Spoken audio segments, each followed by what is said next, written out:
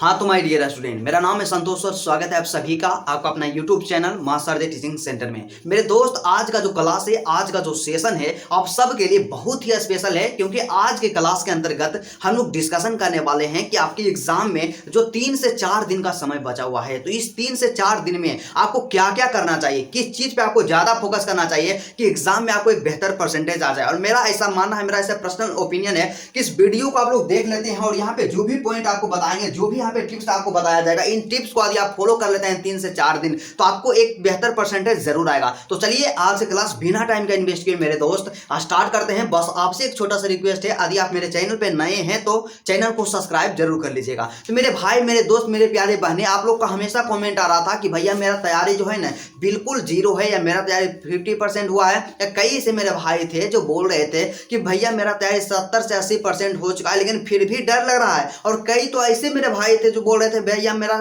तैयारी जो है 100% कंप्लीट है, लेकिन फिर भी अंदर से कॉन्फिडेंस नहीं आ रहा है, पूरा डर लग रहा है कि 2025 का एग्जाम कैसा होगा, उसमें एक अच्छा परसेंटेज आएगा कि नहीं आएगा। तो सबसे पहला और सबसे ज्यादा जरूरी चीज यही होता है मेरे भाई कि अपने आप को यहाँ पे मेंटेन करके आपको रखना है, अपने आप में विश्वास रखना है कि एक बेहतर परसेंटेज जरूर आएगा, और बाकी बात अपना मेहनत करते रहना, और आपको भयभीत नहीं होना, आपको डरना नहीं है, अपने आप पे आपको विश्वास रहेगा तो आपको एक बेहतर परसेंटेज जरूर आएगा। तो इस चीज को, इस बात को दिमाग में बैठा लीजिए कि हमसे एक बेहतर परसेंटेज नहीं आएगा, आपसे एक जरूर बेहतर परसेंटेज आएगा। तो सबसे पहले बात करते हैं कि मेरे भाई एग्जाम में जो आपके पास 4 से यहाँ पे 5 दिन या 4 से 3 दिन का समय समझ लीजिए, या 4 से 3 दिन का समय समझ लीजिए, तो इसमें आपको किन किन चीजों पे ध्यान देना चाहिए, किस किस चीज पे फोकस करना चाहिए कि एग्जाम में एक बेहतर परसेंटेज आ जाए। या आपके जगह मैं रहता तो मेरा एग्जाम जो होता, जो लास्ट का 2 से 3 दिन रहता, तो मैं किन किन चीजों पे फोकस करता। तो सबसे पहला और सबसे ज्यादा मोस्ट इंपोर्टेंट हम यही कहना चाहेंगे कि अभी से आप लोग क्या कीजिए, मल्टीपल टाइम्स, क्या मल्टीपल टाइम आप लोग रिवीजन कीजिए, क्या कीजिए, मल्टीपल टाइम आप लोग रिवीजन कीजिए। क्योंकि कई से मेरे दोस्त होते हैं, मेरे भाई होते हैं जिनका सिलेबस कंप्लीट नहीं होता है, और वे लोग हमेशा परेशान रहते हैं कि भैया अभी से मेरा सिलेबस कंप्लीट नहीं है। मतलब उनको लगता है कि 2 से 3 दिन का समय बचा हुआ है, इसमें हम सिलेबस को अपना कंप्लीट कर लेंगे, लेकिन ऐसा मिस्टेक आपको नहीं करना है, ऐसा गलती आपको नहीं करना है। क्योंकि जब आप पूरा साल स्टडी नहीं किए हैं तो बताइए कि क्या 4 से 3 दिन में पढ़ करके अपना सिलेबस को पूरा किया जा सकता है, अपना सिलेबस को कंप्लीट किया जा सकता है? तो ऐसा बिल्कुल ही नहीं होता है, क्योंकि 3 से 4 दिन पढ़ करके कोई भी अपना सिलेबस नहीं कंप्लीट करता है। तो इसीलिए बार बार आपसे रिक्वेस्ट करते हैं कि आप लोग मल्टीपल टाइम्स रिवीजन कीजिए, जितना ज्यादा रिवीजन हो सके उतना ज्यादा रिवीजन कीजिए। और रिवीजन में भी आप लोग गलती क्या कीजिएगा, आप सोचिएगा कि आज मतलब आज क्या करेंगे, हिंदी का रिवीजन कर लेंगे, या केमिस्ट्री का रिवीजन कर लेंगे, या आप फिजिक्स का, आज फिजिक्स का रिवीजन कर लेंगे। आपका जो भी सब्जेक्ट रहेगा, एक एक सब्जेक्ट का एक दिन में आप लोग रिवीजन कीजिएगा।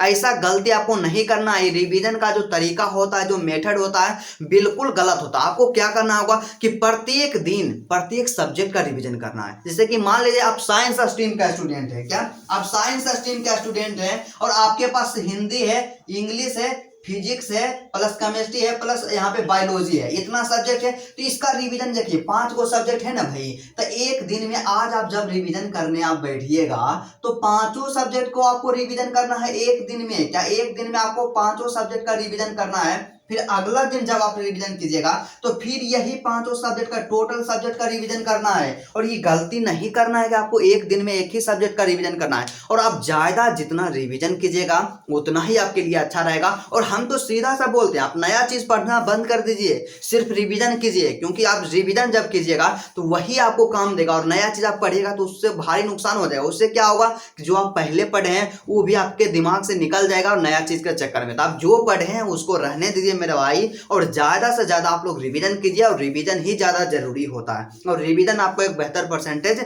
जरूर दिलाएगा।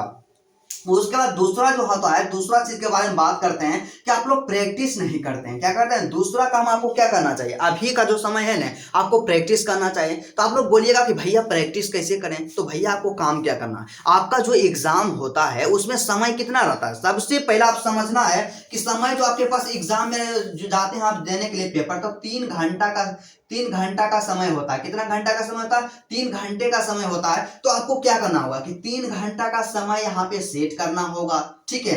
आपका जो भी सब्जेक्ट है, आपका हिंदी हो या इंग्लिश हो, किसी भी सब्जेक्ट का प्रीवियस ईयर का पेपर ले लेना है या मॉडल पेपर का क्वेश्चन पेपर ले लेना है। 3 घंटा का समय फिक्स करना है और आप उस क्वेश्चन को सोल्व करके देखना है कि 3 घंटा के अंतर्गत हम पूरा क्वेश्चन को सोल्व कर पाते हैं कि नहीं कर पाते हैं, इस चीज को देखना है। और यदि आप सोल्व नहीं कर पाते तो बार बार प्रैक्टिस करना है, लगातार प्रैक्टिस करना है। और मेरा ऐसा मानना है, जानते हैं, आपको कम से कम एक दिन में, जानते हैं, कम से कम 2 सेट का प्रैक्टिस जरूर कर लेना चाहिए। क्या 2 सेट का प्रैक्टिस जरूर कर लेना चाहिए। मान लीजिए हम आज 1 सेट हिंदी का प्रैक्टिस कर लिए और 1 सेट आज इंग्लिश का प्रैक्टिस कर लिए, ठीक है। जब कल होगा तो कल भी 2 सेट का प्रैक्टिस करेंगे। तो क्या करेंगे, 1 सेट फिर फिजिक्स का प्रैक्टिस कर लेंगे और 1 सेट केमिस्ट्री का प्रैक्टिस कर लेंगे। और इस तरह से एक दिन में यदि आप 2 सेट का प्रैक्टिस करते हैं और टोटल आपके पास मान करके हम चलें कि 3 दिन का भी समय बचा हुआ है, तो टोटल आप लोग 6 सेट का प्रैक्टिस कर लीजिएगा। और जब 6 सेट का प्रैक्टिस आप कीजिएगा ना, तो आपके अंदर इतना कॉन्फिडेंस डेवलप होगा कि आपको पता चल जाएगा कि हम 3 घंटा के अंतर्गत अपना पेपर को सोल्व कर पाते हैं कि नहीं सोल्व कर पाते हैं। और नहीं सोल्व कर पाते हैं तो मेरा जो समय लगता है, मेरा जो टाइम लगता है, कहां पे टाइम लगता है, इतना चीज पता चलेगा और उसको आप लोग सुधारने का प्रयास कीजिएगा। और सबसे ज्यादा यही हम बोलते हैं मेरे भाई, आप लोग प्रैक्टिस जरूर कर लीजिएगा। इसको जितना स्टार आप लगाना चाहते हैं उतना स्टार जरूर आप लगा लीजिएगा, क्योंकि क्या होता है कि एग्जाम में आपको लिखना ही होता है। और सबसे ज्यादा जरूरी यही हो, लिखना देखिए जरूरी नहीं है, सही समय के साथ यदि आप लिख देते हैं तो यही सबसे ज्यादा जरूरी है। और यहाँ पे प्रैक्टिस जो होता है मोस्ट इंपोर्टेंट होता है और आपको प्रत्येक दिन 2 सेट का प्रैक्टिस जरूर करना चाहिए। उसके बाद तीसरा जो होता है जो सबसे मोस्ट इंपोर्टेंट, और इसको हम लोग कहते हैं ना कि विद्यार्थी को जो टॉपर बनाता है या जो भी टॉपर स्टूडेंट होते हैं, इस पे एकदम बिल्कुल 100% ध्यान देते हैं। आप लोग क्या कीजिएगा, तीसरा पॉइंट क्या होता है, हैंड राइटिंग। क्या हैंड राइटिंग, अब बोलिएगा कि भैया हैंड राइटिंग पे क्या काम करना है, हैंड राइटिंग में हमें क्या काम करना है, हैंड राइटिंग को में क्या करना है, तो इसके बारे में हम देखिए आपको बताते हैं। सबसे पहले भाई हैंड राइटिंग में आपको क्या है, 2 चीज पे आपको ध्यान देना है अभी से ही। सबसे पहला काम क्या है, आपका हैंड राइटिंग जो होना चाहिए गुड होना चाहिए। मतलब क्या है, आपका हैंड राइटिंग जो है अच्छा होना चाहिए, आपका लिखावट जो है सुंदर होना चाहिए। ऐसा आप लिखिए जिससे कि आपके अलावा कोई भी आसानी पूर्वक पढ़ सके, साफ सुथरा देखने में लगे, एग्जामिनर को किसी भी प्रकार का कोई भी दिक्कत ना हो और आपके कॉपी को, आपके पेपर को देख करके समझ जाए कि विद्यार्थी जो है एक अच्छा विद्यार्थी है। तो इस तरह से अपने आपका जो पेपर होता है, जो आपका कॉपी होता है, उसको रिप्रेजेंट करना है, बढ़िया से हैंडराइटिंग को लिखना है। हैंडराइटिंग पे सीधा सा समझना है ना कि आपको सुंदर सुंदर लिखना है और साफ सुथरा लिखना है, ठीक है। उसके बाद दूसरा क्या होता है कि स्पीड। क्या स्पीड जो होता है, स्पीड जो होता है कि कई स्टूडेंट का स्पीड नहीं होता है और इस गलती को हम भी किए, क्योंकि जब मैं क्लास 12 में था तो हम क्या करते थे कि हैंड राइटिंग पे वर्क नहीं करते थे। हैंड राइटिंग तो मेरा ठीक था, हम अच्छा से लिख पाते थे, लेकिन गलती क्या था, प्रॉब्लम क्या था कि हम मेरा जो होता है हैंड राइटिंग का स्पीड ही नहीं था। और हैंड राइटिंग का जो स्पीड नहीं रहेगा ना मेरे भाई, तो आपको एग्जाम में भारी नुकसान का सामना करना पड़ सकता है। सामना करना पड़ सकता है नहीं, बल्कि करना ही पड़ेगा। क्योंकि क्या होता है कि जब तक आपका हैंडराइटिंग स्पीड नहीं होगा तो आप लोग क्या कीजिएगा, पूरा क्वेश्चन को अटेम्प्ट नहीं कर पाइएगा। और जब पूरा क्वेश्चन अटेम्प्ट नहीं कर पाइएगा, पूरा क्वेश्चन को सोल्व नहीं कर पाइएगा मेरे भाई, तो आपको स्वाभाविक है कि पूरा में से तो पूरा अंक नहीं मिलेगा। और जानते हैं सबसे दुख के बात क्या है कि आप लोग एग्जाम देने जाइएगा और आपका जो स्पीड है, स्पीड नहीं रहेगा, तो प्रॉब्लम जानते हैं क्या होगा। सबसे पहले ऑब्जेक्टिव आप पूरा 100% सोल्व कर दीजिएगा। 2 अंक वाला क्वेश्चन रहेगा तो 2 अंक वाला क्वेश्चन में आपको किसी भी प्रकार का कोई भी प्रॉब्लम नहीं होने वाला है। लेकिन बात यहाँ पे आता है कि आपका जो भी लॉन्ग क्वेश्चन होता है, क्या आपका जो भी लॉन्ग क्वेश्चन होता है, जिसे कि हम लोग 5 मार्क्स वाला क्वेश्चन कहते हैं, तो इसमें क्या होता है कि समय के अभाव के कारण आपका जो भी लॉन्ग क्वेश्चन रहेगा, प्रत्येक दिन 1 या 2 क्वेश्चन छूटेगा। तो इसलिए बार बार आपसे रिक्वेस्ट करते हैं कि आप लोग क्या कीजिएगा, अपना हैंडराइटिंग पे जरूर ध्यान दीजिएगा, ज्यादा से ज्यादा आप लोग प्रैक्टिस कीजिएगा। और आप लोग क्या करना है, आपको 2 काम करना है। सबसे पहले लिखावट आपका साफ सुथरा होना चाहिए। उसके बाद दूसरा काम आपको क्या करना होगा कि अपना स्पीड को मेंटेन करके रखना होगा। और मेंटेन स्पीड करने का एक मात्र सिंपल सा तरीका है, आपको हम जो बताए हैं कि आप लोग प्रैक्टिस ज्यादा कीजिए, सेट प्रैक्टिस कीजिए, 3 घंटा का समय फिक्स कीजिए और 3 घंटा के अंतर्गत अपना पेपर को सोल्व करने का प्रयास कीजिए। और यदि आपका सोल्व हो जाता है पेपर 3 घंटा के अंतर्गत, तो आपका हैंड राइटिंग जो स्पीड है बिल्कुल अच्छा है। और आपसे सोल्व नहीं हो पाता है तो आप प्रयास कीजिए कि अपना स्पीड को बढ़ाने का 110%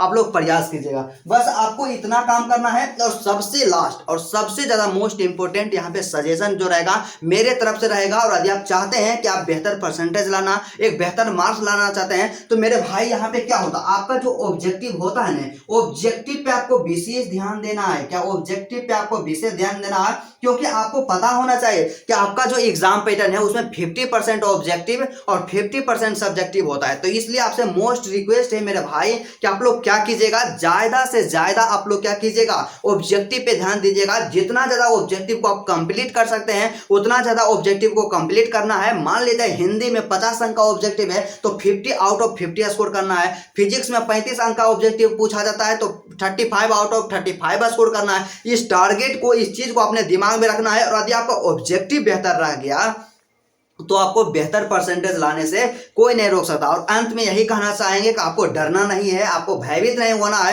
क्योंकि आप जो पढ़े हैं वही आपके लिए बेस्ट है। और एग्जाम में आपको क्या करना होगा, एक भी क्वेश्चन को नहीं छोड़ना है। जो भी उससे रिलेटेड आप चीज जानते हैं उसको लिख देना है, क्योंकि जब आप लिखिएगा ना अपने मन से कुछ भी आप लिखिएगा, उसके बारे में जो भी आप जानिएगा, तो एग्जाम जो 2 अंक का क्वेश्चन रहेगा ना, तो उसमें कम से कम 100% मैं यह गारंटी और विश्वास के साथ कह सकता हूं कि आपको 1 अंक जरूर दिया जाएगा। तो इस चीज को, इस बात को दिमाग से हटा देना कि हमें एग्जाम में क्वेश्चन छोड़ना है। बिल्कुल क्वेश्चन नहीं छोड़ना है। जो क्वेश्चन आता है उसको तो बनाना ही है, लेकिन जो क्वेश्चन नहीं आता है उसका आंसर्स आप नहीं जानते हैं तो उसको भी अटेम्प्ट करना है। उससे रिलेटेड जो भी बातें आप जानते हैं उसको जरूर वहां पे लिख देना है। बस इतना चीज आपको ध्यान में रखना और अपने आप में मोटिवेशन को बना करके रखना है, अपना सेल्फ कॉन्फिडेंस यहाँ पे बनाए रखना है। और एग्जाम में एक बेहतर परसेंटेज आप लोग जरूर स्कोर कीजिएगा। और आपके मन में एग्जाम से रिलेटेड कोई भी समस्या हो, किसी भी टॉपिक में किसी भी प्रकार का प्रॉब्लम हो, तो आप लोग कमेंट कीजिएगा, मैसेज कीजिएगा, और उसका आंसर हम लोग जल्द से जल्द देने का प्रयास करेंगे।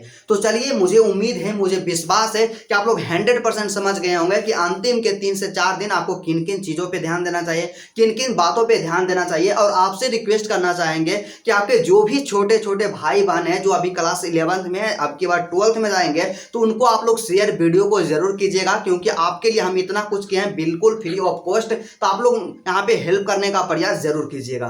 तो चलिए, आज की क्लास यहीं तक रहता है। फिर आपसे मिलते हैं नेक्स्ट वीडियो में और नेक्स्ट टॉपिक के साथ।